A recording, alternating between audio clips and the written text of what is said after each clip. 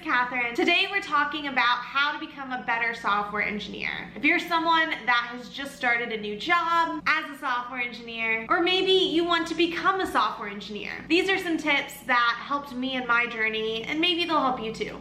Tip 1, create your own documentation. So when you're learning a new technology, it's really easy to just Google, follow a tutorial, and build something. Anytime you have a question, you just Google it and you find the answer. Well, that's what you will probably do on the job. If you want to become fluent in a language, it really helps to write your own documentation. So as you're learning JavaScript, or as you're learning Python or Java or C#, create a Word document, or you can write it down on paper. How do you create a variable in that language? How do you create a function or a method in that language? How do you create a class or a struct? How do you iterate through a list in that language? Now, when you do that, sure, you can still Google everything, but now you have a Word document or a set of notes that you can easily refer to while you're building something. You don't have to constantly Google all the basics for how to do whatever it is you're trying to do. Specifically, writing it out on paper can help you become more familiar with the syntax and kind of get a little bit of muscle memory. Sure, you're typing it when you're coding, but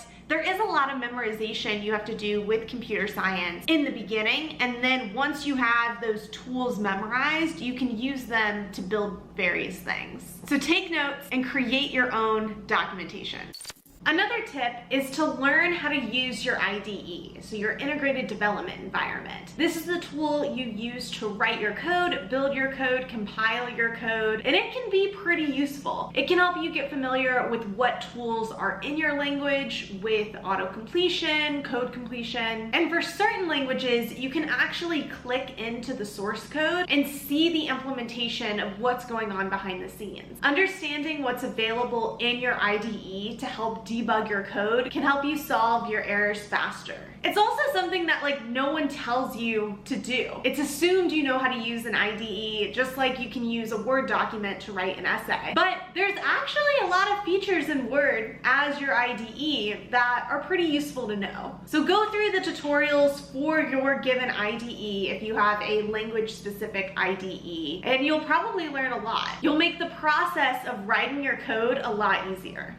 Another useful tool are code reviews. Whether you're the one that's actually reviewing the code, or you're the author of the code and you're having your code reviewed. While code reviews can be a little bit sensitive, political, not a fun time, they're actually really important for becoming a better software engineer. With code reviews, you get another perspective on your code, and you might learn something from a lot of the feedback, whether it's moving code from one place to another place to make it more maintainable, or maybe an extra case is caught for the feature you're writing. It could also be something little, like changing the formatting and then realizing you need to add a linter to your JavaScript. A lot of the gaps in what you might not understand or know will pop up in code reviews. If you write a piece of code and there are other ways that have already been implemented in the code base for how to do that specific feature, someone might point that out and you can just change it and you're learning something in the process. It doesn't mean your implementation is wrong, but it's more what's right for that particular code base. For most languages, there's not just one way to code something. Usually you try to follow the patterns of whatever are established in the code base, so with code reviews, you can get a better sense of what the pattern is and how to align to it for the features you're adding. In doing these code reviews, this is tip 4, you can also add questions as code review comments. And so you put up a piece of code, hey, let's review it, and before anyone reviews it, maybe you put in a few comments of, hey, this is a weird implementation, how can I make this better? Or, I'm not sure if this is covering the case I want it to, what do you think? And then tag someone. Get input and ask for feedback on your code versus just waiting for something to happen and then a bug slips into the code base. Asking questions about what you don't know and engaging others in that conversation and getting those answers can really help you become a better software engineer. All right, tip 5, invest in the right tools to get your work done. This is different for everyone, but if you want an ergonomic chair, ask your company if they will let you expense it. If you feel like a standing desk will help you be more efficient, ask for one. Coffee, snacks, these are all great things. And it's not hard to convince someone that you need these things in order to write better code.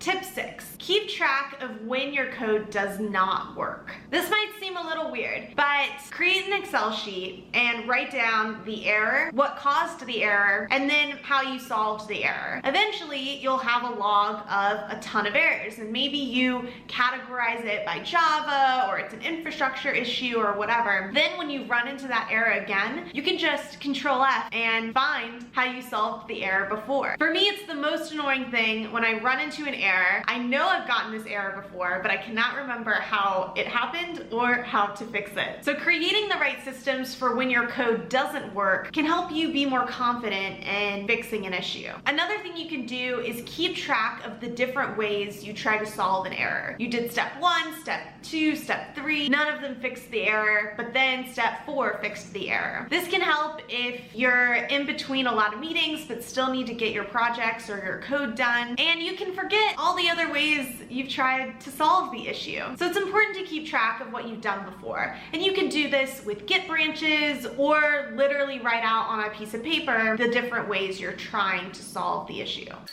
Tip 7, have one-on-ones with smarter people. A one-on-one is just a meeting with someone, and you can actually learn a lot in these. You can ask questions about someone's career path. You can ask questions about situations where you were blocked by something. You could ask how they handled that. Another way you could approach this is, let's say you're working on an engineering feature or an engineering story. You know how to do it. You could write up some code and get it reviewed and that sort of thing, but maybe you have a one-on-one with your tech lead or someone else and discuss what is the best way to do this story. What is the best way to engineer this or code this? And maybe it's not the best way, but what are some alternatives? Then you can discuss the pros and cons together and build relationships with the people on your team. I've found that strategy to be pretty useful instead of just waiting for my code to work. Although sometimes that does work.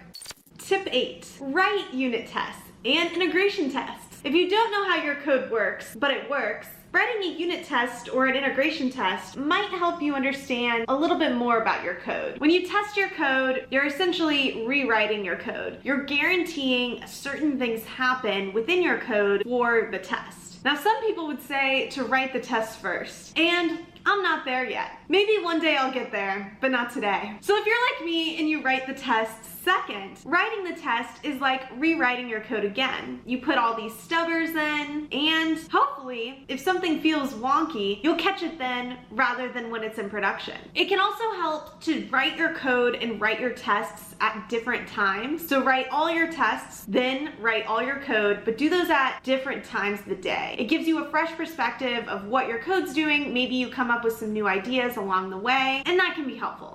Tip 9, give demos. It depends what software engineering team you're on and how they implement the Agile, Scrum, Kanban process. But usually at some point, your team will have to give a demo to a higher stakeholder. This could be some executive, this could be a manager, this could be a demo to product, a demo to a client team, a demo to a backend team or a platform team. Different demos have different levels of effort in how much you prepare for them, but it is a skill to develop to be able to give a casual demo with a moment's notice. This means you should be able to casually explain the architecture or casually explain the feature you implemented without thinking about it too much. After all, you did the work. Being able to explain these things to someone that's not a software engineer can really be helpful. In some demos, you might just be clicking buttons, showing how your API works, showing how the front end works. In others, you may have to do a little more research, go into the theoretical about why a certain architectural decision was made, or why you're building what you're building for the company. These are some examples, but giving demos increases your visibility within the company. All right, the last tip, hackathons. If you're not working as a software engineer and you want to, hackathons are the closest experience you're going to get from an internship and an entry-level software engineering position. With a hackathon, it's a 24-hour to 36-hour coding event where there's some kind of prompt where you build something for the medical field, you might build something for the sports industry, something, and it can be an app, it can be a website, it's really whatever you want to build. You come up with the idea, you build it, and then at the end you pitch it to people. If you do this multiple times, you get practice coding, you get practice demoing, you get practice communicating with people and collaborating with people, because usually you don't do a hackathon alone. You really build a lot of the skills you want in those entry-level or internship positions. With hackathons, there are also sponsors. Sponsors are people like Amazon, Microsoft, Google, Intel. These are tech companies that are sponsoring the hackathon in order to get access to candidates like you, a hackathoner. Someone that has experience building projects, giving demos, etc. You can also go to their booth, and a lot of times they're software engineers. So you can ask them questions about your hackathon project or just questions about tech life in general. They may not be able to answer every question you have, but that's a resource that's pretty incredible and isn't really available for a lot of other industries. So take advantage of it. Alright, that's it for this video. Thank you so much for watching. If you liked it, like the video and subscribe. I'll see you next time. Happy coding!